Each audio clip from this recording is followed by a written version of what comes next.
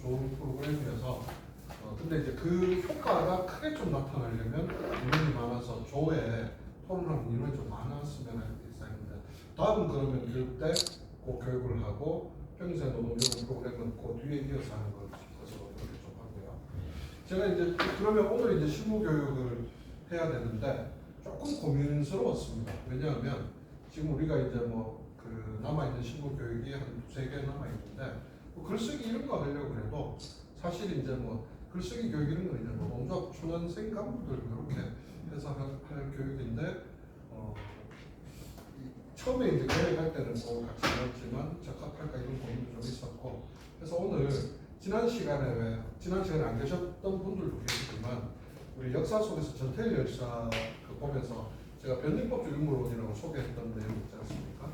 아무래 대표가 자세로 제가 예전에 만들었던 교환인데 요거 가지고 그 내용을 조금 더 얘기해서 오히려 노동조합 간부가 노동운동의 개념을 어떻게 좀 정립하는 게 좋겠다라는 내용을 좀 같이 공유하고 다음 실무 교육 때는 연식 교육을 하고 이제 이어가되 그럼 그 다음 실무 교육 타이밍에 그러면 요게 이제 실무 교육 이 회차가 좀 내용이 부족해지잖아요. 회차로 부족해지잖아요.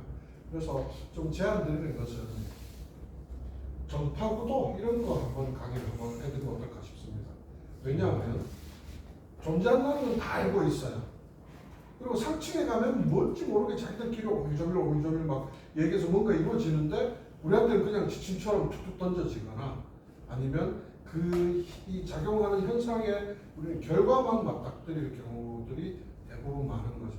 그래서 각각의 전파들이 왜 분화됐고 무슨 내용과 근거로 분화됐고 또 그렇게 분화되어서 서로 각각 추구하는 게 어떤 건지 이런 내용을 중립 지점에서 중립 위치에서 설명을 좀 해드리고 그러니까 편파가 좋다 나쁘다에 대한 호불호 선악 아니면 옳고 그런 이런 관점이 아닌 중립 위치에서 좀 설명을 해드리고 그 전체 구도를 좀 이해하실 수 있다면 좋겠다 싶은 생각이 들어서 그런 강의도 한번 해드리면 어떨까라는 생각을 해봅니다. 그리고 원래 계획 속에 있던 민주노 총이 민주주의 제대로 하자라는 얘기를 창립 이후에 지금까지 단 한 번도 한 적이 없었거든요.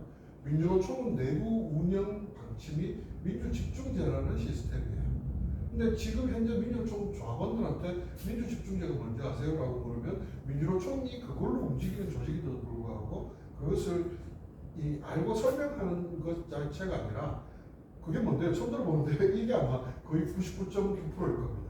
그래서 민주노총은 왜 민주집중제로 운영하는 시스템인지 그리고 일반적인 민주집중제와 민주노총의 민주집중제는 뭐가 다른지 뭐가 같고 뭐가 다른지 그 다음에 그래서 그 체계 하에서 이제 이 회의 구조와 산별 구조와 지역 구조가 어떻게 짜여져 있는지 이런 거를 한번 좀 설명드리면 아마 이 산별 활동을 하시면서도 민주노총 전체 조직을 좀 이렇게 줌아웃해서 조직을 분석하거나 이해하는 데 도움이 좀 되실 것 같아서 그런 것도 실무 교육으로 좀 의미가 있을 것 같다는 생각입니다. 아무튼 평등사회노동부 교육원 교육이 10강까지 있기 때문에 10강까지 진행하는 동안에는 조금 더 좋은 소스, 조금 더 우리 간부들로서 역량을 강화할 수 있는 어떤 내용들을 저도 더 고민해서 필요한 내용들 좀 강의로 좀 풀어드리고 뭐 또 이런 것도 있을 것 같아요. 오늘 이제 우리는 이 제조업이 아니라 공무원이셔서 관심이 있으실 수도 있고 또 상대적으로 관심이 좀 떨어질 수도 있는데 오늘 아침에 강의를 하나 왔거든요. 그러니까 트럼프는 왜 관세 전쟁에 집착할까?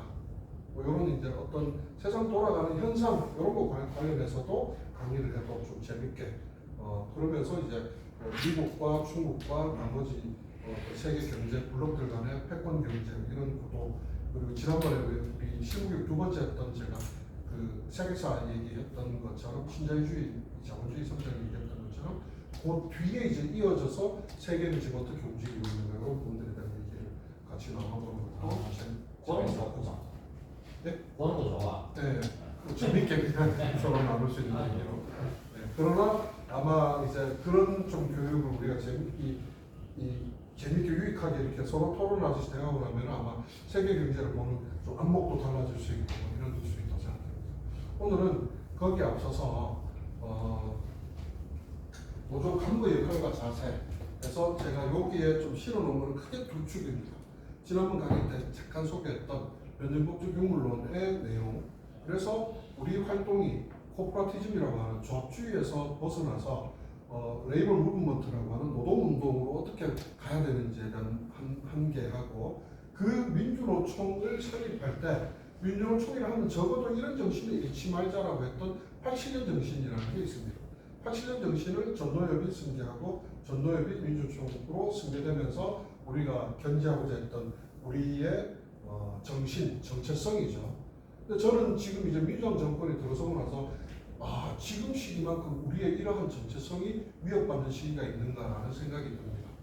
그런 부분에 대해서 내용 전체를 다 얘기하면 좀 길 테고 좀 그 중에 좀 축약해가지고 몇 시에 마칠까요?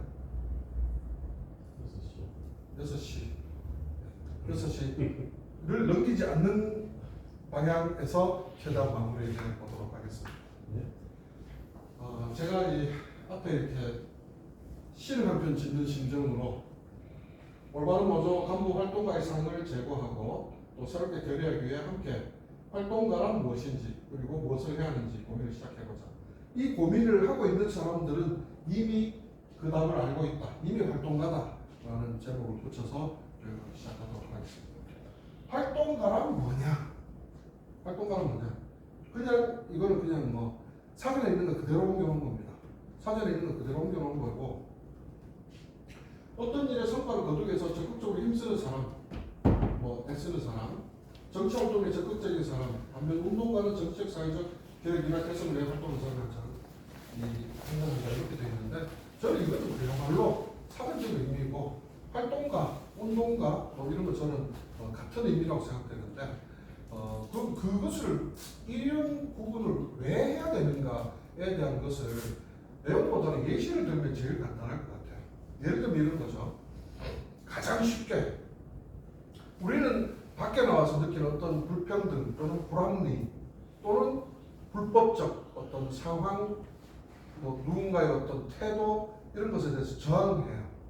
저항하고 그 저항이 다양한 방법으로 되다가 저항이 이제 그냥 이제 저항하는 걸 안 되면 투쟁도 하게 되죠. 투쟁의 또 수위는 어쨌든 합법 범주도 있을 수 있고 합법을 넘어서는 범주일 수 있고 노동조합의 어떤 처해 있는 위치와 상황에 따라서 다양한 그런 투쟁들을 하게 됩니다. 그런데 이렇게 우리가 겪는 일터에서의 불합리, 불평등과 정말 건강하게 투쟁하는 사람들이 이런 혹시 내 자신이 그렇진 않은지 혹은 주변에 내 동료들은 그렇지 않은지 한번 생각해요. 집에 가요. 집에 가면 굉장히 가부장적으로 돌변해서 야, 밥 차려라. 물가 없나? 이문권 어디 갔노? 성적이 와 있다고. 너희는 집에서 뭐할? 이러지 않는지. 자, 그렇다면 우리가 계급적으로는 억압받는 위치에서 저항하는데 가정이라고 하는 공간 안에서의 가부장제라고 하는 사회적 통념 안에서는 나는 내가 권력을 쥔 자잖아요. 내 밑에 권력 아래 포함되어 있는 구성원들에게 권력을 행사하고 있는 거잖아요. 당연하다듯이 때로는 어떨 때는 불합리한 것을 스스로 알면서도 제가 예전에 이 참여일철폐 100일 걷기 100인이 걷는 이 운동에 김천역에서 출발해서 구미역까지 쭉 걸어와서 구미역에서 마무리 집회를 하면서 구미에서 결합한 어떤 선생님이 한 분 계셨는데 그분이 하시는 말씀을 듣고 좀 약간 울컥했던 적이 있었어요. 그분이 어떤 말씀하셨냐면 구미에서 결합하신 학교 선생님이셨는데 자기 아들을 데리고 김천역에서 구미역까지 28km 정도 되는 거리를 하루 종일 걸었어요. 그리고 이제 마무리 집회 때 이제 아들을 데리고 나가서 자기가 걷게 된 소감 왜 걸었는지를 얘기를 하는데 집에서 어느 날 학교에서는 꽃으로도 아이들을 때리지 마라 라고 하면서 이제 요새 체벌하고 이런 거 되게 문제가 많잖아요. 그래서 이제 학교에서는 그런 것들을 잘 실천하고 하는데 집에서는 자기 애한테 고함을 치고 손찌검을 하더라는 거예요. 그래서 내가 어느 날 왜 내가 학교에서는 애들한테 꽃으로도 때리지 마라 라는 그것을 실천하고 고민하면서 집에서 내 아이한테는 왜 이렇게 폭력을 행사하지? 내가 낳았다는 것만으로, 내가 기른다는 것만으로 내가 폭력을 행사할 수 있는 권한을 누가 부여했지? 이런 의문들이 들더래요. 그래서 거기에 대한 자기 스스로의 답을 찾기 위해서 아들과 함께 걸었다 이 말씀하시더라고요. 정말 감동적이었어요. 그리고 저런 고민이야말로 아까 앞에 얘기했던 활동가적 고민이다. 생활적 예시로만 드니까 조금 하찮아 보일 수 있잖아요. 근데 이 생활적 예시가 조직적 예시로 가면 하찮은 문제가 아니라 굉장히 심각한 문제가 되기 시작합니다. 전화 헬 전화인데 끊긴. 권선동? 아니, 성동이 바쁜데 왜 전화하고 이래? 다음 방문해야지 지금. 조직적 문제로 가면 수심각해집니다. 자, 지금 25,000명이던 현대자동차의 직원이, 또 현대자동차는 거의 대다수가 조합이니까 25,000이던 조합원이 지금은 38,000이 되어 있습니다. 불법 판정에 의해서 정규직으로 이제 채용을 했기 때문에 직원들 수, 조합원 수가 많이 늘어든 거죠. 회사가 채용했어요.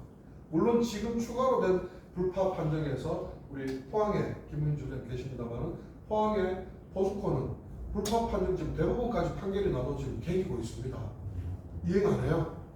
그냥 개기고 있어요. 뭐 돈으로 이제 이행 강제금 때리면 이제 그거 다 받겠다 이러면서 아직도 개기고 있어요. 소송단이 지금 8차 소송단까지 조직돼서 불법 사업이 계속 가고 있고 다 승소하고 있는데 그럼 얘네들이 무리하게 아웃소싱을 했다는 얘기지 않습니까? 근데 지금 다 개기고 있어요. 현대제철 같은 회사는 불파가 이렇게 쭉 불파 판결을 받으니까 먼저 선수 쳐가지고 자회사를 만들어서 이제 여기 자회사도 우리 회사입니다. 뭐 이런 식으로 이제 위장하는 형태로 자보는 그 국리들을 해요. 우리 정작 우리 내부는요. 현대자동차 불법 파견을 이행하지 않을 때 비정규직 지회에서 옥새 투쟁을 들어가면서 현대자동차 정규직들의 대의원 대회장에 저 울산 북구에 가면 오토밸리 건물 있잖아요. 현대자동차 지어준 그 건물이거든요. 컴퓨터에서 뭐가 교수가 아니 요즘 벽에서. 네. 그 들어가는 입구에서 현대자동차 비정규직 간부들이 전부 다 꿇어앉아가지고 읍소를 했어요. 그러다가 이제 대의원 대회장에 대의원들이 막 입장하니까 거기서 큰절을 하면서 제발 우리 투쟁을 도와주십시오. 연대해 주십시오. 뭐를 결의해달라고 부탁했냐면 현대자동차 비정규 지회하고 같이 투쟁을 하는 이 파업 결의안을 붙인 대의원 대회였거든요.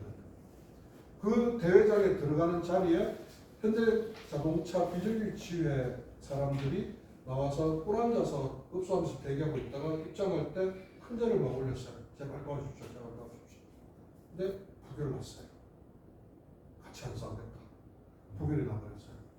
기아자동차 비정규 우리도 금속노조의 1사 2노조 금지 조항에 의해서 기아자동차 지부에 들어갈 자격이 있으니 받아달라고 했는데 기아자동차 지부 대의원대에서 부결을 나서 노조 규약은 1사 2노조 금지인데 현대자동차뿐만 아니라 기아자동차도 정규직 기아자동차 지부가 있고 기아자동차 비정규직 지회가 있고 두 개로 갈라졌습니다. 제조 부분만 이런 것 같습니까? 전교조 참 안타깝지만 우리가 초창기 노동조합을 만들 때 정신에 비춰보면 너무나 부끄럽게도 비정규직 교사의 전교조 가입 문제를 전교조 대의원대에서 붙였는데 부결이 났어요. 역사를 더 거슬러 올라가 볼까요? 한국통신 정말 어느 지역에나 다 있으면서 우리 각 시군에서 한국통신 예전에 노동조합 경험해 보신 분들 많을 겁니다. 영천에도 옛날에 민주단체 연합 노동조합까지는 아니지만 그거 만들고 할 때 거기에 한통이 있었고 현대자동차 판매 있었고 뭐 이렇게 해서 거기 회의할 때 저희 가서 회의도 같이 하고 막 했었거든요. 한통 포항에도 옛날에 정말 무슨 투쟁이든 제일 많이 나고 오히려 제조사업자보다 투쟁 더 열심히 하는 동네였었어요. 근데 한국통신 2000년 IMF 딱 터지자마자 한국통신 비정규직들을 전부 대량 해고 딱 발표 났을 때 비정규직들 노조 가입하려면 물론 정 입장에서 얄미울 수 있겠죠. 돈 따시고 배부를 때는 가만히 있다가 이제 와서 이제 자기들 뭐 잘린다 하니까 다 가입하려고 하네. 하지만 저는 받았어야 되는 게 운동적 판단이었다고 생각하는데 부결시켜버렸어요. 그래서 한국통신 비정규직 지회를 만들고 전국 순회하면서 투쟁했고 이랬던 적들이 있었거든요. 이런 이유들이 수도 없이 많습니다, 여러분. 그러면 우리가 지금 우리 마음속에는 노동자 활동 잘해보자라고 하는 이 활동 속에 이런 이해관계의 충돌 또는 가치관의 충돌, 우리 안에서 조직 간의 갈등과 충돌 이런 것들을 맞닥뜨릴 때 이런 것을 무엇의 기준에서 판단해야 될까? 이건 대단히 중요한 문제이지 않겠습니까, 여러분? 그래서 오늘 이런 얘기들을 좀 해보자라는 거예요. 그래서 내 조직의 노동조합은 뭐 경제적으로 봤을 때 이익 집단이죠. 조합에 가입된 조합원들의 이해관계를 위해서 존재하는 집단이긴 합니다만은 우리 한국 사회에서의 노동조합만큼은 우리 지난번 아직 다 안 살폈지만 노동운동사도 살펴보고 있듯이 노동자 계급이 어떤 사회의 변혁의 역할을 해왔고 하는 걸 쭉 지켜봤잖아요. 3.1운동이 그냥 독립운동은 33명이 만세 부르고 그게 백성들 들고 일하는 줄 알았는데 실제로 3.1운동은 걔네들은 실제로 파고다보면 가서 선언문 낭독도 안 했지 않습니까? 태화강 요정에 앉아가지고 술 처먹다가 이제 이거 기한 썼는데 한번 읽을까요? 그 안에서 읽었어요. 술 처먹다가. 그리고 그 안에서 계속 이제 잡혀갈까봐 그 안에 이렇게 동굴출하고 있다가 한 명 한 명 이제 나오는 사람들 다 잡혀가서 그렇게 해서 잡혀가는 거예요. 실제 역사는. 거기에서 진짜 만세를 주도하고 만세를 토지를 공장을 나라의 주권을 되찾자라고 하는 운동을 같이 해서 한 달 넘게 전국 방방골골에서 만세운동을 불렀던 사람들은 노동자들과 농민들, 학생들이었습니다. 그런 역사를 생각해 본다면 우리가 진짜로 제대로 노동조합을 영위한다는 것은 정말 우리의 집단적 이해관계만 제대로 관찰하면 되는 것인지 아니면 우리의 집단적 이해관계가 이렇게 왜곡되기까지 이렇게 왜곡된 사회적 문제를 같이 살펴야 되는 건지 이건 우리의 선택의 몫이겠죠. 그래서 저는 이 고민을 우리 광고 활동을 건강하게 하시는 분들과는 좀 진지하게 대화를 사회적 문제까지 살펴야 되는 게 맞죠. 당연하죠. 왜냐하면 사회적으로 노동조합을 굉장히 왜곡시키지 않습니까? 대표적인 게 이런 거죠. 설문조사 해보면요. 우리나라에서 대표적인 게 2000년 밀레니엄 대비하면서 중앙일보 섹션에 엄청나게 많은 지면을 할당해가지고 대한민국 전체 국민 의식분포 조사를 한 적이 있습니다. 혹시 기억나시는 분 계십니까? 중앙일보가 이 거버넌트에서 거버넌스로 넘어가는 과정에서 파워기관 조사 이런 걸 하면서 꽤 그런 조사의 신뢰도를 많이 갖고 있어요. 그러니까 예를 들면 옛날에는 노동조합 민주노총이 이 신뢰기가 한국 사회에서 어느 집단을 제일 신뢰할 수 있습니까? 하면 경찰, 검찰보다도 더 높았어요. 민주노총이 4위 정도 하고 이랬어요. 90년대 후반 이럴 때는. 2000년대 IMF 끝나고 나서는 27위 막 이렇게 떨어져요.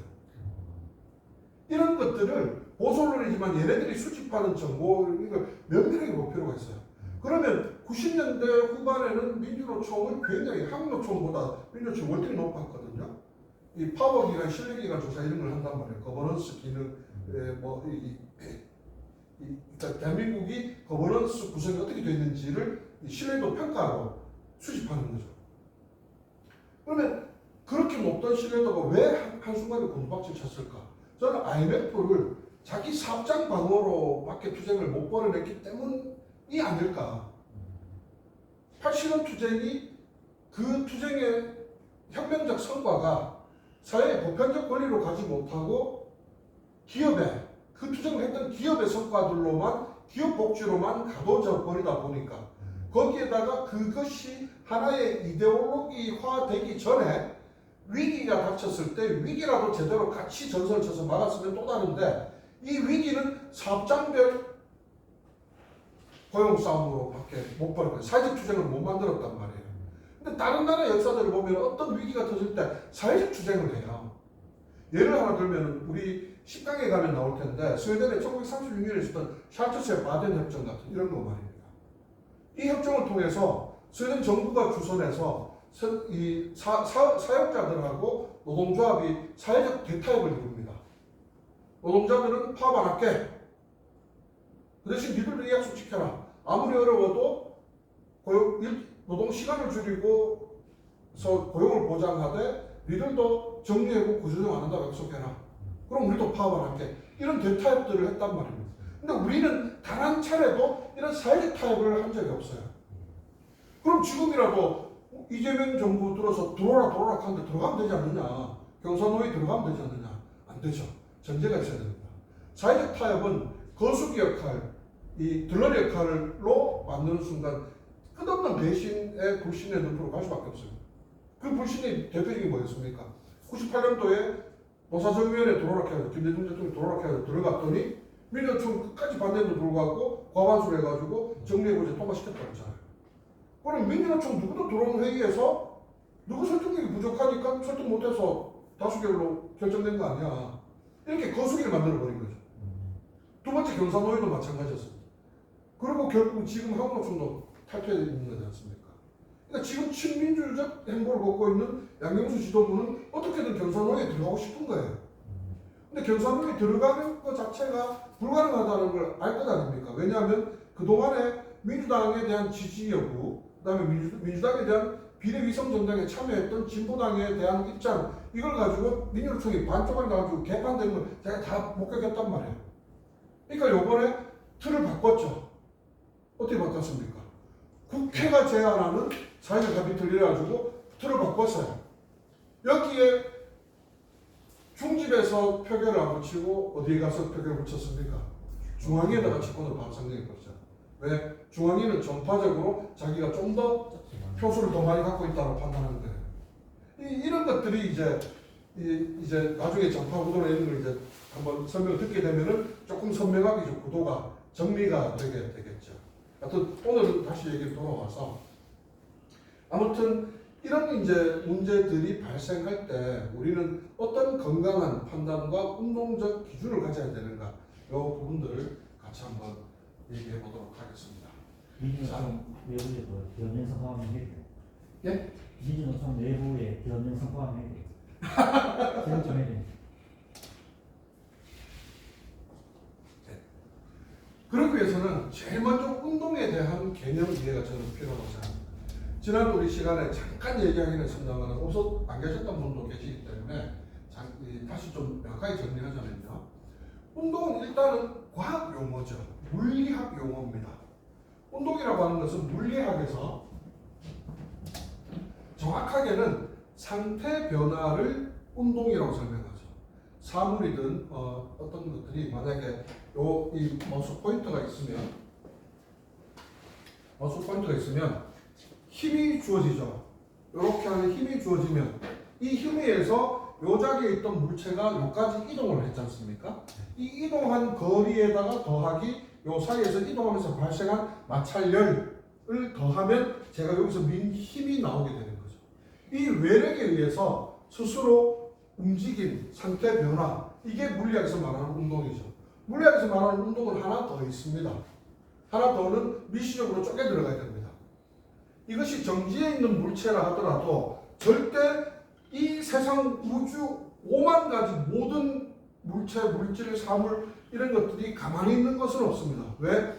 이것을 쪼개고 해서 이 성질이 일치하는 최소 단위 분자까지 쪼개고 이 성질이 사라지는 거기서 원자까지 쪼개고 더 쪼개 들어가면은 핵을 중심으로 전자와 중성자, 양성자 얘네들이 막 회전을 하면서 우주에서 마치 공전과 자전을 하듯이 이 입자들이 그런 회전을 내면서 또 한다고요.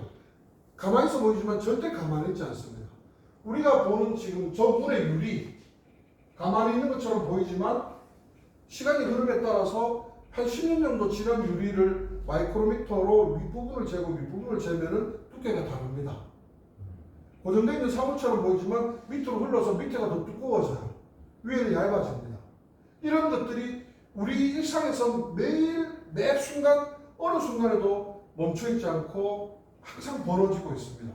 자, 이게 물리학에서 말하는 운동이라면 철학에서 말하는 운동은 이 물리학에서 말하는 운동, 모션이라고 하는 이 운동에다가 하나의 요소를 더 더하는 겁니다. 그 더하는 요소가 뭐냐? 바로 가치예요. 가치. 이것은 조금은 패러다임적 요소입니다.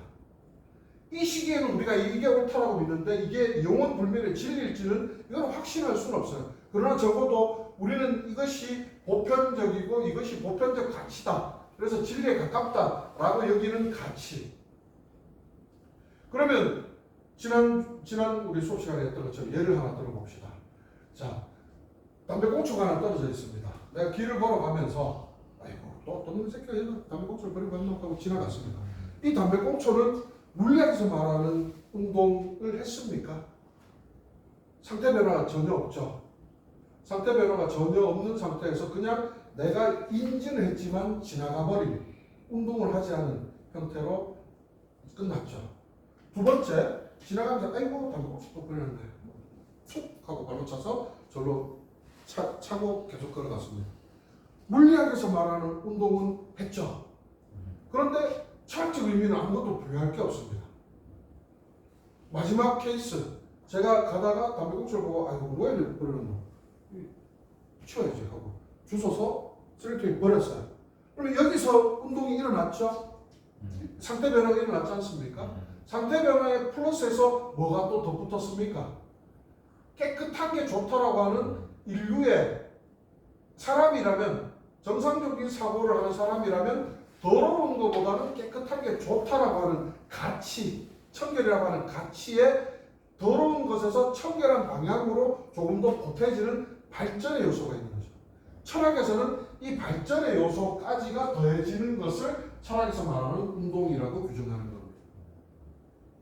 철학과 혹시 나오신 분 계신가요?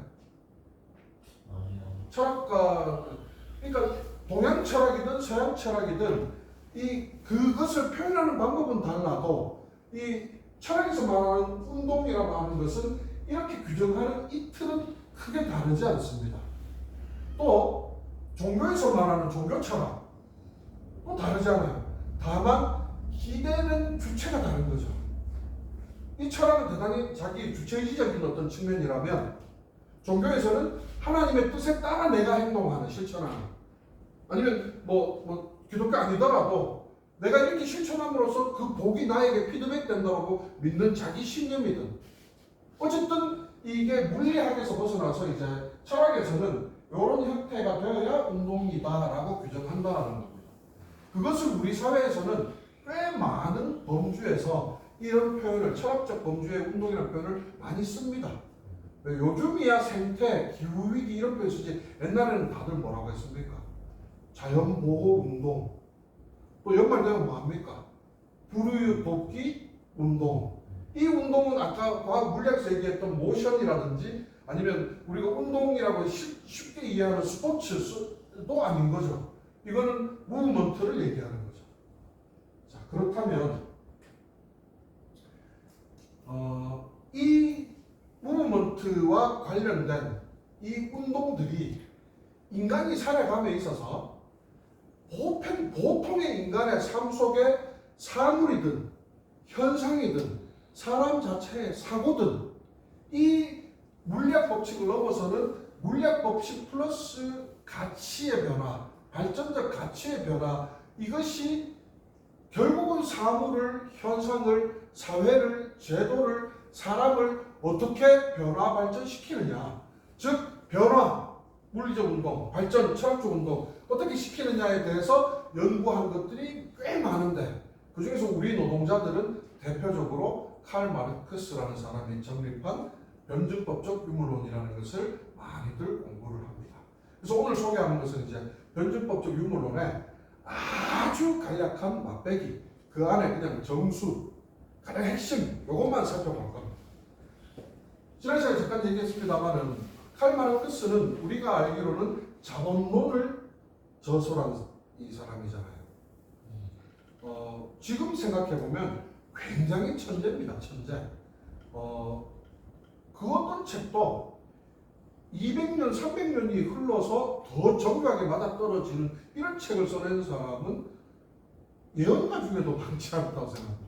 그런데 칼 마르크스가 쓴 이 막스 경제학 자본론은 지금도 주류 경제학자들도 자존심 상해서 얘기를 안 해서 그렇지 주류 경제학자 중에 막스 경제학을 공부하지 않는 학자는 아무도 없습니다. 막스 경제학을 이해하지 못하면 현대 주류 경제학을 제대로 이해할 수 없기 때문입니다. 탐목을 하는가 보지. 예? 탐목을 하는가 봐. 네. 그리고 경제를 깊이 알면 알수록 막스는 정말 천재다라고 누구나 다 선언하게 되어 있습니다. 더 천재는 누구냐면 막스의 절친이었던 엥겔스입니다. 왜? 막스 엥겔스가 같이 공산당 선언문을 썼는데 이 엥겔스가 저는 더 천재라고 생각하는 게 자본론 1, 2, 3권 중에 막스가 저술한 건 7권밖에 없어요. 2권, 3권은 쓰기 전에 죽어버렸어요, 막스가. 그럼 우리가 지금 보는 자본론 2권, 3권은 뭡니까? 엥겔스가 막스가 끄적여오는 메모, 부상 이런 것들을 모아가지고 엥겔스가 2권, 3권을 마무리 지은 겁니다. 엥겔스가 더 대단한 인물이죠. 그리고 엥겔스는 진짜 찐 절친이라고 해도 돼요. 네. 막스는 원래 부잣집 출신인데 이제 이 가족하고 관계가 단절되면서 굉장히 배고픈 인생을 살았고 엥겔스는 부잣집이었거든요. 아버지가 의사나고 그랬을 거예요. 그래서 부잣집이었고 그래서 경제적 원조를 막스가 죽을 때까지 뜬금없이 해줍니다. 의사 아들 중에 엥겔스가 막스를 미개 살린다 이 말이에요. 거의 미개 살렸습니다. 그리고 엥겔스가 없었으면 막스라는 이름도 아마 역사 속에 존재하지 않았을 겁니다. 어쨌든 이 죽기 전에 자본론을 집필했던 마르크스가 사실은 원래 젊을 때는 철학가적 포지션이 더 컸었습니다. 특히 막스가 실시했던 건 독일 이데올로기였어요. 그래서 실제로 막스가 쓴 책 중에 독일 이데올로기라는 책도 있습니다. 독일 이데올로기 중에서도 누구를 가장 선생님 싹으로 얘기했냐면 헤겔이었어요. 헤겔. 그래서 막스의 변증법적 인물론은 헤겔의 전반합 변증법의 기초에서 만들어낸 이 법칙이다. 철학에서 막스 철학을 부정하는 집단에 있어도 어쨌든 철학 안에서 철학이라는 학문 안에서 막스 철학의 법칙이라고 인정이 된다는 것은 보편성을 가지고 있다는 얘기겠죠. 시공간을 초월해서 그 보편성을 가지고 있는 막스가 본 세상은 어떻게 변화 발전하는가 이 법칙 4가지 같이 살펴보도록 하겠습니다. 첫 번째는 연관입니다. 연관. 모든 물질, 사물, 현상은 연관될 수뿐만 아니라 더 실제로는 상호작용을 한다. 예를 들어보면 좀 쉬울 것 같아요. 갑자기 고물값이, 고철값이 떨어져서 고철값이 보통 한 키로에 한 500 몇십 원 이렇게 거래되던 게 키로에 200원까지 막 떨어지고 이랬던 시기가 있어요. 포항에. 고철값이 확 떨어지니까 비철값도 같이 다 떨어졌어요. 고물상들 막 파산도 많이 했어요. 고물상에 고철, 비철 가격이 떨어지니까 폐지 가격도 뚝 떨어져서 할매들 막 유모차 이래갖고 막 이래가 막 한 짜리기 싣고 갖고 그러면 옛날에 한 뭐 700원, 800원 받아가던 거를 이렇게 갖고 오면 할매야 아이고 참 돈은 안 되는데 그냥 내 참 할매 부자니까 50원 줄게요, 100원 줄게요 이런 시대가 있었어요. 10년 전? 10년, 10한 2, 3년쯤 전에 10년 전? 네. 고철 파도고 보면 그거 기억하시네요. 제가 그 관련된 홍보를 했습니다. 엄청난 고철 파동이 일어났던 적이 있었거든요. 근데 여러분 이때 포항에서 어떤 일이 일어났는지 아십니까? 현대제철에 철근 라인이 폐쇄됐어요. 무슨 말이냐? 자, 우리나라 고철에 그러면 죽는 고철이 있고 산업용 스크랩이 있잖아요. 절단하고 절곡하고 하면 남는 짜투리기들. 못 받는 거. 그렇죠. 뭐 이렇게 천공했는가 뭐 이런 것들, 못 쓰는 철판 이런 것들 전체량의 정확하게 제가 수치를 모르겠지만 거의 80% 이상을 어디서 소비하느냐? 현대철이 소비하거든요. 근데 그 현대철이 소비하던 그 고철의 현대철 포항 공장에 라인 하나가 폐쇄돼 버리니까 꽤 컸단 말이에요. 그리고 그때 한 110명 가까이 인천으로 전화 배치하고 뭐 이래 됐거든요. 현대제철에서 고철을 소비하던 이 전량의 일부가 폐쇄되니까 고철 파동이 그렇게 일어나 버린 겁니다. 그 박수 줍는 우리 어르신이 자기가 아이고 저런 빨갱이 새끼들 하는 그 노동자들의 투쟁 혹은 그들의 처한 현실, 철근 라인이 하나 폐쇄됨으로 인해서 내가 하루 종일 박스를 주어봤자 50원 안 100원도 안 되는 이런 상호 연관성을 알았을까요? 당연히 몰랐겠죠. 그러나 이런 것들이 이렇게 맞물려 돌아가면서 상호작용을 하는 거죠. 저는 이러한 어떤 연관되어 있는 것들이 때로는 크게 확대돼서 나비 효과로 나타나는 사회현상도 있고 때로는 가다가 소멸되기도 하고 그러나 이런 것들이 끝없이 맞물려서 같이 돌아가는 것이 현대사회다라고 저는 생각합니다. 우리 혹시 교육하던 중에 제가 그 영상 한번 보여드린 적 있나요? 엘 앰플레어 본 적 있나요? 거기 나오는 것처럼 모든 노동의 산물을 서로 유기적으로 같이 쉐어링하는 사회적 관계. 노동은 결국 사회를 연결하는 관계다. 그럼 그 노동에서 벌어지는 어떤 하나의 어떤 산업적 요소라고 생각되는 한 요소가 우리 사회에 얼마나 큰 파장과 영향력을 미치는지 이런 것들 따져보면 굉장히 많습니다. 영어로 원래 발음은 피너미넌이라고 얘기하는데 페노메논이라고 하는 정말 그야말로 한국적 발음으로 이 비디오 테이프에 적어놓은 영화가 한 편 있습니다. 혹시 뭐 이렇게 영화 같은 거 다운받아서 보실 수 있는 분들은 페노메논이라고 하는 영화 한번 찾아서 한번 보시면 여기에 주인공이 존 트라볼타예요. 존 트라볼타인데 어느 날 갑자기 밤에 맥주 한잔 먹고 있다가 밤에 이렇게 술집 바에서 나와가지고 이렇게 하늘을 쳐다보다가 UFO를 목격합니다. 번쩍하면서. 그러고 나서 신기한 능력이 생겨요. 머리가 너무너무 좋아지기 시작해요. 루시 이런 데 나오는 영화처럼 뇌가 막 점점 더 활성화돼서 급기야 암기력뿐만이 아니라 암기력을 넘어서 이제 이 인간은 못 느끼는 저주파, 지진이 올 것 같은 이런 지진 오기 전에 전조 이런 거 동물들 느끼는 이런 걸 막 느끼고 그래서 막 위기를 알리고 그러면서 이 사람의 머리가 점점 더 좋아지다 보니까 사람들이 이제 막 묘기 이런 걸 보여주길 봐요. 막 힘 빡 주면 골 빡 깨지고 이런 거 보여주세요 막 그러는데 이 사람은 머리가 이제 더 막 좋아질수록 뭘 얘기하냐면 아마존을 얘기합니다.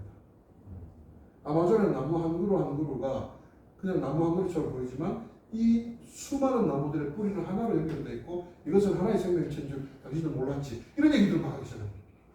저는 그 사람이 얘기했던 그 연관이 좀 영화적 요소이긴 합니다만은 이렇게 모든 게 개별로 이 파편화되어 있지만 맞물려 돌아간다. 때로는 반대작용을 하긴 하지만 반대적 관계도 연관이 있는 거죠. 그래서 이런 어떤 만물이 돌아가는 어떤 이 상남만상을 연관이라는 것으로 첫 번째 법칙을 삼은 것도 저는 대단하다는 생각이 듭니다. 어쨌든 막스는 모든 물질이든 사물이든 현상은 상호작용을 한다로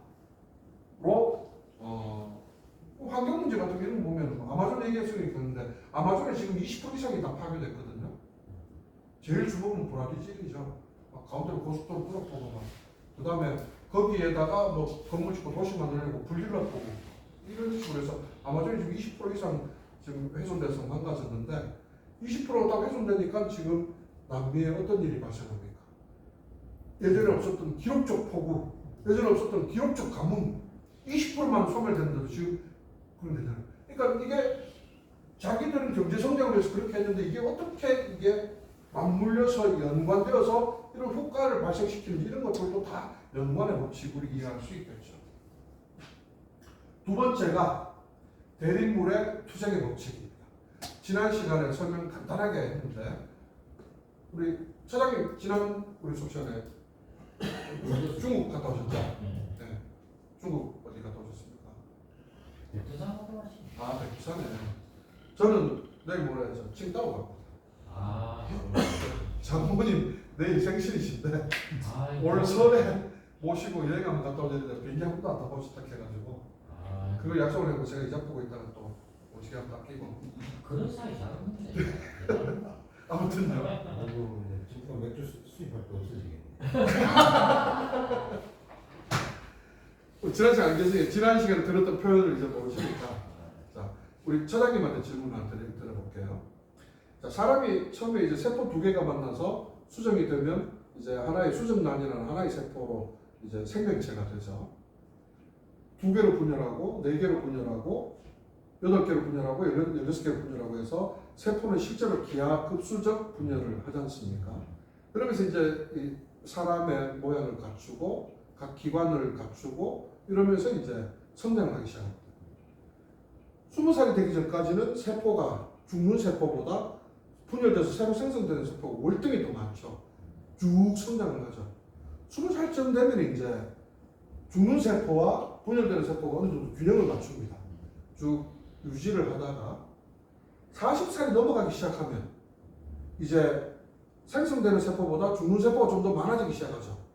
그래서 세포들이 이제 빠져나가니까 이제 뼈도 구멍숭숭, 얼굴도 주름이 지고, 머리도 흰머리도 생기고, 뭐 등등의 다 이제 세포의 작용들인데, 40대쯤부터는 이제 세포가, 죽는 세포가 더 많아지잖아요. 우리 최고의 연세가 어떻게 되시죠? 74년생이고 52살 연세. 그럼 40을 지나서 이제 12년을 더 지났어요. 그럼 죽는 세포가 월등히 더 많겠죠. 자, 문제 드리겠습니다. 처장님은 지금 살아가고 계십니까? 죽어가고 계십니까? 곧 죽겠네. 곧 죽겠네. 부적 준비해야 됩니까? 한 30년 뒤에는 뭐 가겠네. 30년이나요. 노래는 살아줘야지 기본. 깔끔하게. 이게 이제 난감한 문제죠. 제가 웃자고 이제 한 얘기고요. 자, 그러면 이제 내가 이제 30년이라 칩시다. 저도 병원에서 시한부 판정을 받았는데 안타깝게도 앞으로 이따로 살면 50년밖에 더 못 산대요. 네, 그래서 50년을 두고 그럼 계속 살아가는 게 살아가는 겁니까? 죽어가는 겁니까? 질문입니다. 목숨은 살아가는데 세포를 아까 말씀대로 죽어가네. 대사. 네. 막스가 얘기한 두 번째 대립물 투쟁의 법칙의 원리가 이겁니다.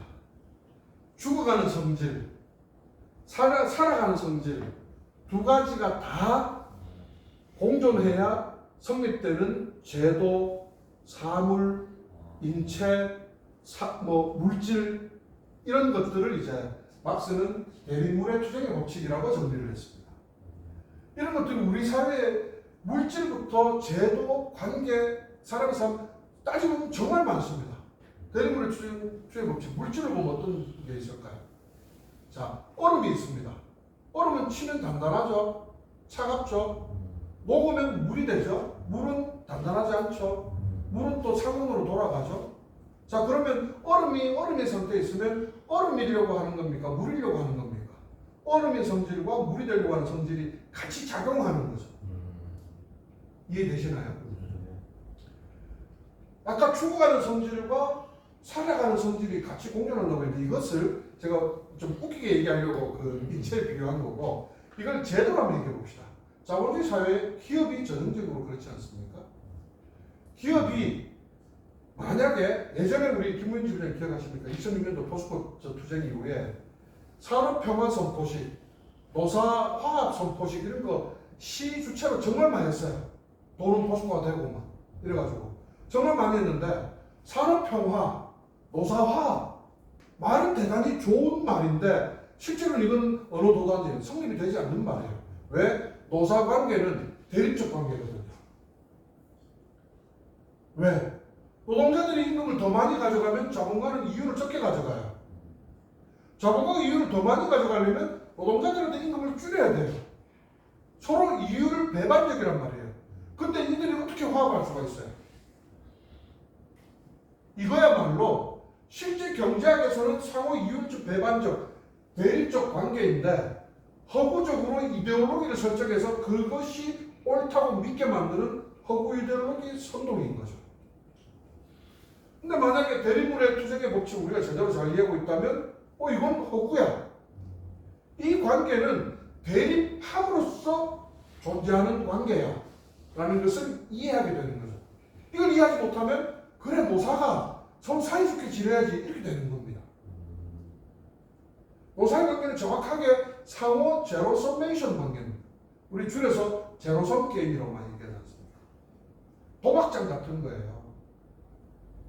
우리나라 사람들 막 미국 라스베가스 이런 데 여행하면 바리바리 써들고 와가지고 이래 봅니다. 전광판 전부 다 그 라스베가스 저 뭐야 카지노 데 보면은 오늘 얼마 꼬랐으면 이게 다 막 수시로 막 뜨거든요. 돈 많이 꼬는 데 가가지고 저가 오늘 대박이다 글로 우르르 가는 정말 바보 같은 짓이에요. 라스베가스 가려 있으면 돈 제일 적게 꼬는 카지노로 가야 돼요. 왜? 모든 카지노가 그날 잃어주는 돈이 결정되어 있습니다. 그보다 적게 잃으면 yes, okay, thank you. 딱 그보다 적게 더 많이 잃을 것 같다 하면 뭐가 바뀌어도 바뀌어요. 딜러를 바꾸든지 기계를 뭐 프로그램을 바꾸든지. 실제로 제가 강원랜드에 카지노에 있었던 옛날에 공무원으로도 처음 강원랜드 조직했던 친구가 하나 있어서 걔네들 설명도 동일했어요. 잃어야 될 테이블마다 금액이 있고 그 이러면 딜러 딱 교체해서 그 다음부터는 안 잃는 거예요. 안 잃게 설정된 걸 들고 오는 거예요. 무슨 말인지 이해되시죠? 제로섬이란 말입니다. 누가 가져갈지 모르지만 가져가는 양의 총량은 정해져 있는 거. 노사관계가 정확하게 그 관계란 말입니다. 수익이 나는 총량은 정해져 있고 이걸 네가 많이 가져가냐 내가 많이 가져가냐. 그렇다면 자 질문 아까 이건 죽어가는 겁니까 살아가는 겁니까? 라는 질문과 동일한 거죠. 그건 약간 코믹하게 얘기했다면 이건 이제 진중하게 한번 판단해 봅시다. 그렇다면 누가 더 많이 가져가는 게 산업평화입니까? 우리 노동자니까 우리는 이렇게 얘기하죠. 사회적 합의가 필요할 거 아니에요.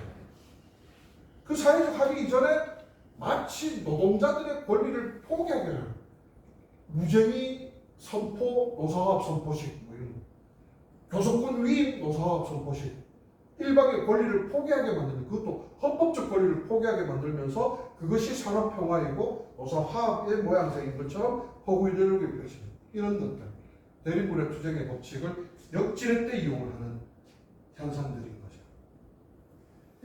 이런 것들이 우리 사회 곳곳에 심지어 부부 사이에도 너와 내가 님이었던 관계가 저 하나 찍어서 남이 될 수 있는 그 관계가 사실은 내 일상의 순간이 대립물의 투쟁의 법칙을 우리는 겪으면서 살아가고 있어요. 가정에서부터. 이런 것들 요소들을 한번 찾아보는 것도 재밌을 것 같습니다. 세 번째 법칙이 그날 전태일의 삶을 통해서 살펴봤던 부정의 법칙이죠. 씨앗을 한번 예를 들어봅시다.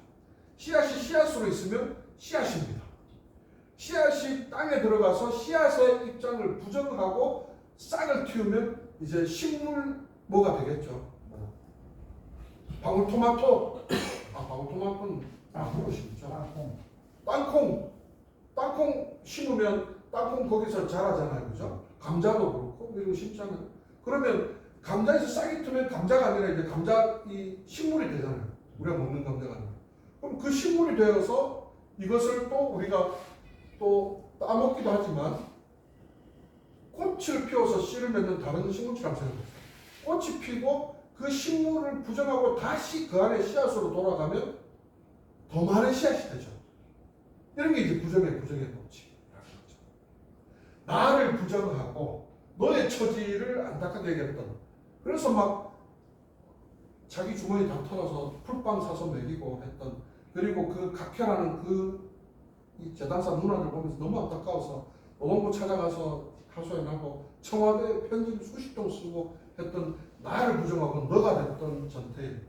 너에서 씨앗만 부정한 게 아니라 그 싹을 부정하고 다시 더 많은 씨앗으로 돌아왔던 그렇게만 존재했던 게 아니라 다시 나로 돌아왔을 땐 너가 나이고 나가 너인 우리를 인지한 나로 돌아와서 선택했던 전태일의 삶. 그런 기숙과 해설서를 들고 자기 몸에 불을 붙여서 저는 우리 지난 시간에 살펴봤던 것처럼 역사 속에서 얼마나 많은 씨앗을 남겼습니까? 친구들 어머니부터 해서 당장 청계피복노조와 도시산업선교회 그다음에 서울대 법대생들부터 시작된 학생운동의 붐. 그래서 공장으로 가자. 죽은 학문 하지 말고 현장에서 살아있는 학문을 하자라고 했던 그 씨앗이 되기까지. 이런 것이 부정의 법칙이다. 예를 들면 간단하게 이해할 수 있을 것 같습니다. 마지막 법칙은요. 더 이해하기 쉬운 일상에서 정말 많이 만나는 법칙입니다. 양질 전화의 법칙입니다. 양질 전화의 법칙은요. 양이 꾸준히 늘어나면 질적 변화가 생긴다. 전화된다. 우리 전화 이목할 때 그 전화랑 같은 한자입니다. 양이 늘면 질적으로 변화한다. 자, 예로 처마 끝에 빗방울 물 끓이기 이렇게 해놨는데 비가 오고 난 다음에 처마 끝에서 똑똑똑 떨어지는 물방울 한번 관찰을 한번 해봅시다. 손을 갖다 댄다. 톡톡 맞고 흩어지겠죠, 물방울이. 처마 끝에 떨어진 물방울에 손을 갖다 댔는데 우리 김우현 주장님이 손을 갖다 댔는데 제가 옆에서 그걸 쳐다보고 깜짝 놀라가지고 주장님 위험합니다! 하면 미친놈 취급받겠죠? 이게 뭐가 위험하다고 아프지도 않고 전혀 뭐 왜 없던데. 그런데 그 똑똑똑 떨어지는 물방울이 땅으로 떨어지는 그 땅바닥을 보면 주먹으로 때려도 안 깨지는 시멘트 바닥이 움푹 패여 있죠. 이런 것들이 양질 전화의 법칙입니다. 지금 포항금속노조에 일하고 있는 윤재석이라는 동지가 대구에 활동하다가 포항에 처음 와서 현선호텔에서 우리가 이거 전단지를 막 뿌렸는데 이게 이제 이 전단지 뿌리는 것도 이게 이 시민들도 훈련이 약간 돼요. 그럼 막 들고 이렇게 가잖아요. 가면 이렇게 받는 사람 문 요만큼 찔끔 열어요. 요거 찔끔 딱 열면은 요걸 또 이 뭐 이게 비포 크기다 그러면 요걸 싹 접어가지고 접힌 둥근 부위가 찔끔한 열 고로 쏙 집어 넣어줘야 한 방에 딱 들어가요. 근데 이걸 반대로 열면 뭐가 걸려요. 걸리면 한 방에 쏙 안 들어가면 약간 심리적으로 문을 뭐 이렇게 다시 올려버린다든지 뭐 그래서 합이 잘 맞아야 돼요. 근데 이게 비가 오는 날, 비가 올 것 같은 날, 날씨가 되게 추운 날, 이럴 때는 또 창문을 잘 안 열어줘요. 어떤 날 이제 그때 이제 이게 또 약간 사람 심리가 이래 이 신문팔이처럼 이렇게 띵하다가 이거 오시오 하고 뭐 전화 대세요 하고 툭 넣어주다가 잘 받으면 나도 기분이 좋은데 문 잘 안 열잖아요. 그러면 여기도 빠꾸 여기도 빠꾸 여기도 빠꾸 여기도 빠꾸 이렇게 하면 신호 바퀴가 돌아올 때도 아씨 이게 돌아오거든요. 하루는 이제 억수 추운 날 윤재석 동지가 이거 하는 게 무슨 의미가 있습니까? 질문을 하더라고요. 그래서 이제 제가 고등학교 때 얘기를 그 친구한테 한 적이 있습니다. 제가 그 엄청 이제 방탕한 삶을 살다가 저는 대구의 안신여학교라는 데를 나왔는데 초등학교 3학년이 딱 되니까 인문계 간 선수 손들어라 실업계 간 사람 손들어라 하더니 실업계 간다는 친구들한테 체육실 문 열어놨으니까 공원 꺼내가 놀고 나가 놀아라는 거예요. 그래가 저도 이제 뭐 워낙 그때는 뭐 뚱뚱하지도 않았고 워낙 놀고 이런 걸 좋아하니까 나가서 이제 하루 종일 공 차고 애들 도시락 가서 먹고 같이 먹고 막 소풍만 온 듯이 놀았어요. 이틀째도 놀았어요. 3일째쯤 돼서 이건 아닌가 싶어요. 제가 1학년 때도 반장하고 2학년 때 반장하고 3학년 이제 3일째쯤 되는 날 제가 담임쌤 찾아가서 선생님 왜 인문계 가나도 뭐 실업계 가나도 와 언제까지 저래 놀아야 된대요. 학교에서 이 인문계 가는 애들의 대학 진학률을 높이기 위해서 특단에 내린 조치다 이런 유의 설명을 하시면서 니는 왜 나가 노래 하더라고. 노래 해서 니 대학 안 가라. 갈 건데 그래도 이건 좀 아닌 것 같은데 했다가 쌤한테 막 일장 연설을 들었습니다. 네가 지금 사춘기인데 막 그래서 엄마 나 돌아서 나오면서 엄마 생각해도 내가 사춘기라서 그런 게 아니라 이건 아닌 것 같은데 이런 계속 쭉 놀았어요. 그 다음 담임쌤이 부르더라고요. 그러더니 네 정신 똑바로 안 차릴 거야 하더만 그 다음 때리더라고요. 많이 맞았어요. 그러면서 이제 시간 좀 지나면서 이제 선생님들마다 불러서 똑같은 천편일률적인 소리를 하시는 거예요. 네가 지금 사춘기다. 이 시기를 제대로 빠지 못하면 하면서 계속 때리는 거예요. 더 뿔났죠. 와 진짜 내가 사춘기가 아니고요 선생님. 이건 아니지 않습니까? 애들은 다 실업계 가는 애들은 내신으로 가니까 시험 기간 되면 답을 다 가르쳐 줄 거다라고 하더라고요. 실제로 또 답을 다 가르쳐 주더라고요.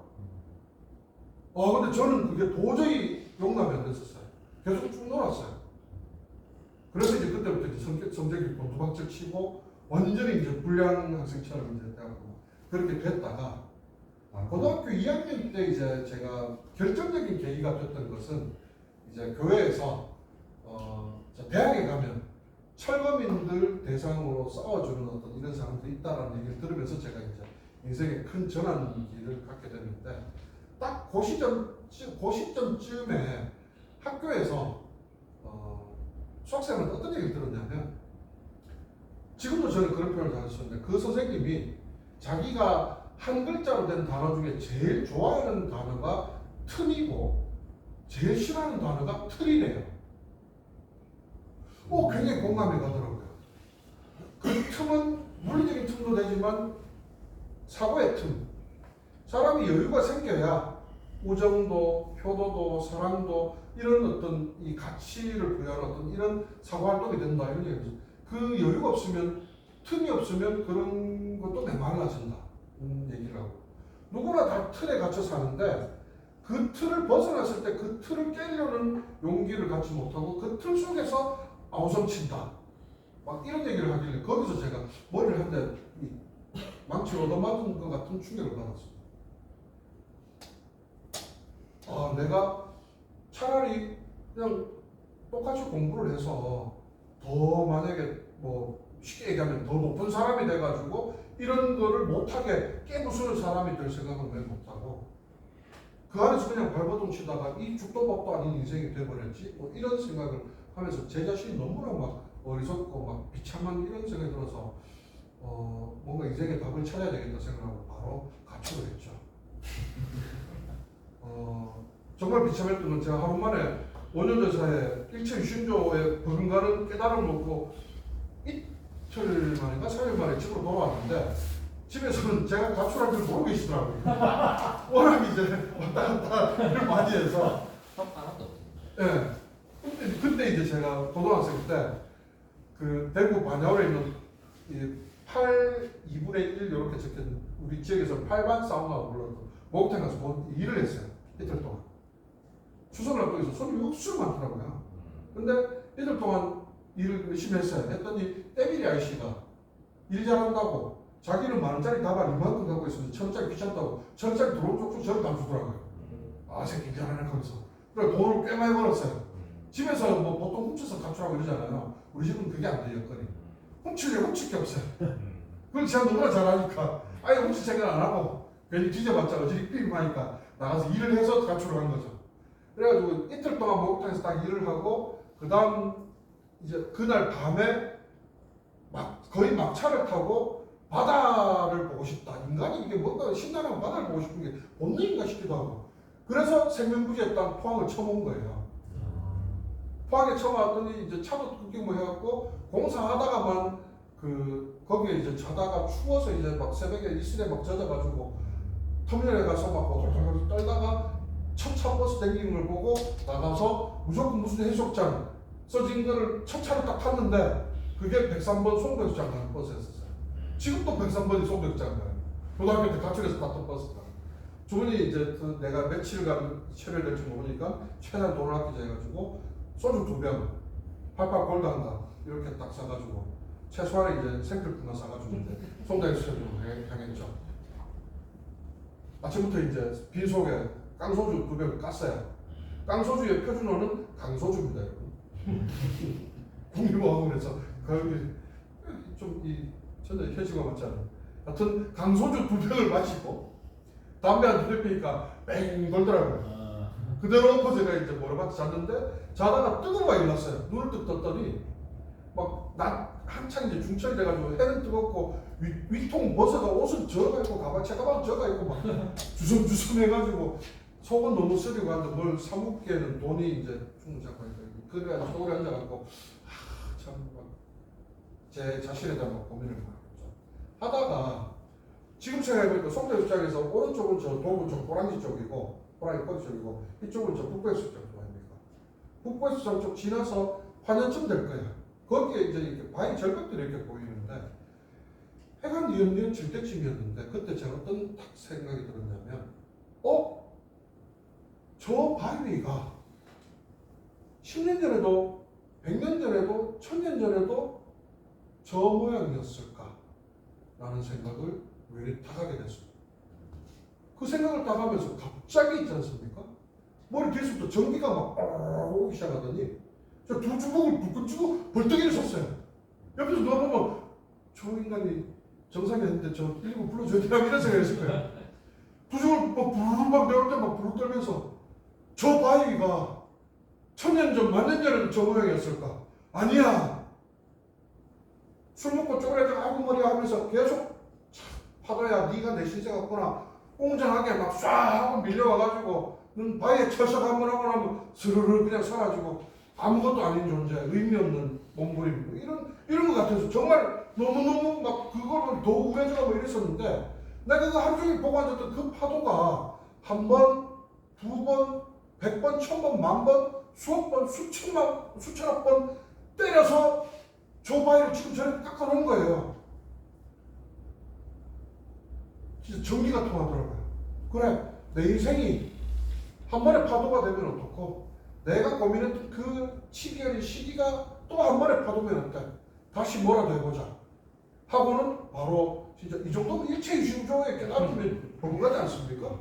바로 대구 가는 차를 이제 타고 동부정면 내려가 집에 갔죠. 집에 가가 아버지랑 계시고 엄마 혼자 계시더라고요. 그래갖고 엄마 아빠가 꿀 앉았어요. 엄마 이제 다시 공부 좀 해볼까. 엄마가 진짜 있잖아요. 생뚱맞은 빛. 너 와요. 왜 그러냐 이러시더라고요. 아들 공부할게. 뭔 일 있냐? 아들 지금 집 나갔다 오는 게 되니까 집 나갔었냐? 야 시끄러운다. 저는 마스가 얘기했던 양질 전화를 책으로 읽기 전에 그 어딘가 이름 모를 지역의 그 바위를 보면서 느꼈었습니다. 일주일만 전화 있었습니다.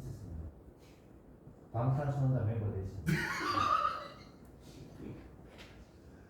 윤재석 동지하고 소주 한잔 하면서 나중에 그 얘기를 해줬어요. 우리가 꾸리는 전당대 현장이 누군가에게 어떻게 연관되어서 어떻게 작용할지 모르고 그것이 노조활동을 고민하는 누군가에게는 노조활동을 할 용기가 될 수도 있고 누군가에게는 그냥 쓰레기가 될 수도 있고 하지만 우리는 이것이 한 방울의 물방울이라 생각하자.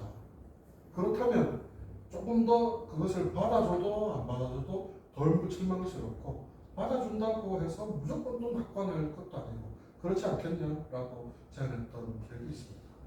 저는 그야말로 우리가 사고를 운동적 방향을 급진적으로 설정할 수는 있지만 세상이 혁명적 전기를 맞닥뜨리지 않는 한 급진적으로 변화를 항상 하지는 않거든요.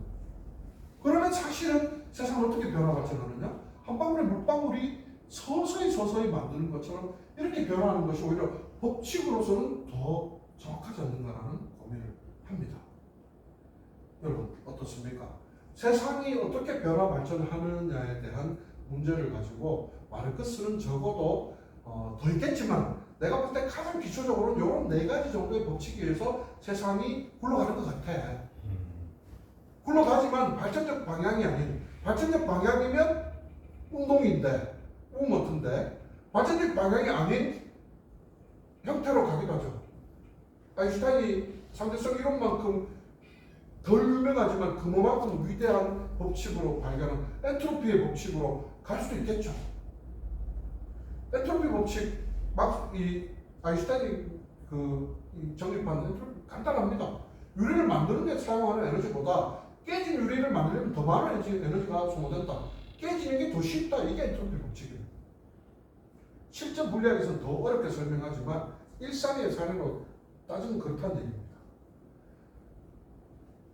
여러분들, 동지 여러분들 생각은 어떻습니까? 이런 것들이 오밀조밀 작용하면서 세상이 변화하는 것 같습니까?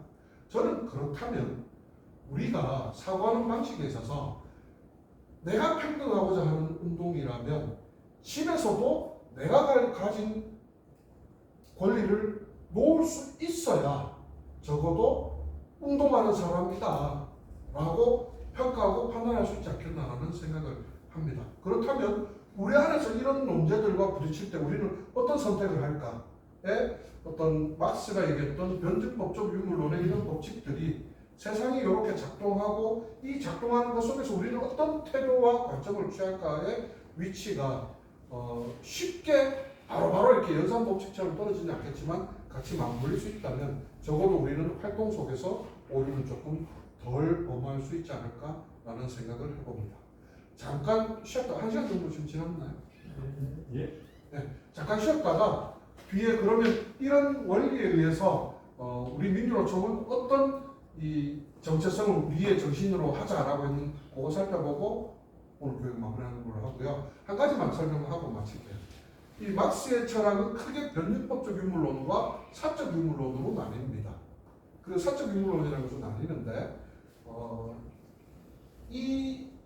요거를 이제 해겔의 이 정반합 변증법에서 변증법적 유물론으로 이렇게 이제 철학을 더 발전시키고 막스는 이것을 이 시대 순에 맞춰서 어떻게 작동하는지를 또 설명을 해요. 그래서 원시 고대 부족 국가에서 봉건 국가, 근대 국가, 현대 사회까지 오는 과정을 쭉 이제 이 역사에 이 원리를 같이 맞물려서 설명을 하는 그 철학 파트가 사적 유물론입니다. 그래서 이 사적 유물론을 정립하고 난 뒤에 막스는 위대한 명제 하나를 남겼습니다. 그것을 막스 철학에서는 역사 발전의 합법직성이라고 부르는데요. 역사 발전의 합법직성. 권력은 위에서 밑으로 흐르는 게 아니라 항상 지배받는 사람들의 권리가 확장하는 방향으로 역사는 발전해왔다. 라는 것을 역사 발전의 합법직성으로 남겼습니다. 실제로 따져보면 우리 만비씨 이런 영화 보면은 그냥 원시 시대에 살고 있다가 부족 국가를 먼저 이룬 놈들한테 막 잡혀가잖아요. 잡혀가서 신들에게 제사 드리는 제물로도 쓰이고 일하는 노예로도 쓰이고 막 하면서 그걸 도주하고 이런 게 아포칼립소나 만비씨 이런 영화들 보면 나오잖아요. 그죠? 그럴 때에 이 노예의 생명, 그들의 생명의 가치, 인권 이것보다 못하지만 중세 때 좀 더 나아졌어요. 물론 중세 이전에 고대 시대에는 또 뭐 검투사들 또 로마 시대 이럴 때는 뭐 사자막으로 뭐 노예가 던져지기도 하고 했지만 그 이전보다 나아졌다면 중세 시대 때는 거주의 이전 자유가 없고 뭐 직업 선택의 자유가 없고 뭐 이런 여러 가지 권리 제약이 있지만 그 노예제 시대 때보다는 중세 농노가 권리가 조금 더 확대됐던 거고 중세 농노도 뭐 좋아지진 않았지만 근대사에 들어와서 노동자의 신분이 중세 농노보다는 또 권리가 확대됐고 또 그때보다는 현대사에 들어오면서 또 여러 가지 바뀌어요. 그러니까 항상 피지배 계급의 권리가 확대되는 방향으로 역사는 발전해 간다고 하는 것이 아주 단순한 콜럼부스의 달걀 같은 얘기지만 그것을 역사 속에서 발견해서 이 사적 유물로 정립되는 것 또한 저는 대단하다고 생각합니다. 여기까지 이렇게 해서 이 철학의 법칙을 기초로 해서 변증법적 유물론을 집대성하고 그것을 역사에 덧입혀서 사적 유물론을 만든 게 막스의 철학의 뼈대다. 이렇게 정리하고 잠시 쉬었다가 민주주의 얘기로 마무리하겠습니다. 막스 그냥 천재 맞네. 그 사적 유물론 또 언제 한번 해주세요. 예, 따라 뭐 하세요? 저는